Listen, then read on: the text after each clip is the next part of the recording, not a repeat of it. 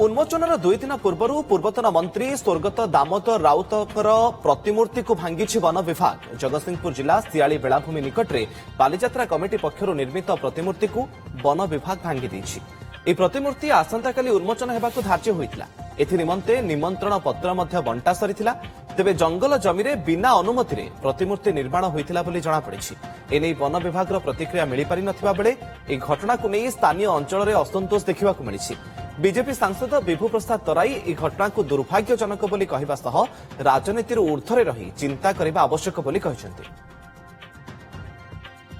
से entire एरियाटा develop हो सारी से कौन गछ बुर्छ ना किंतु जंगल डिपार्टमेंट हठात किना आसी पहुंचला कहला एटा आम जगह कही भांगिला जेतु एटा गोटे माने पूरा योजनाबद्ध भाव में मुख्यमंत्री के एवं राज्य सरकार को बदनाम करबा पई किछि कुचक्री गोष्ठी करिसेंति जो थरे संपूर्ण भाव में डीएफओ एवं आपणकर डायरेक्टर जंगल डिपार्टमेंट रो संपृक्ति अछंती ताकू जो भली भाव में भांगी दिया गला से प्रकृत में एक दुर्भाग्यजनक घटना आम जिला पई।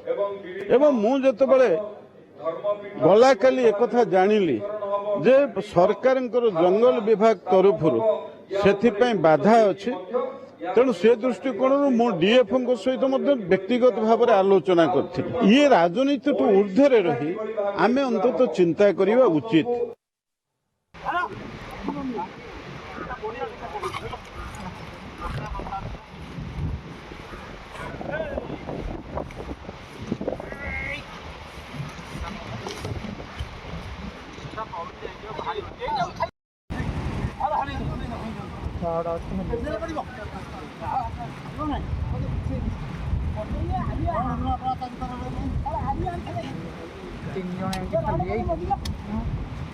सफल हो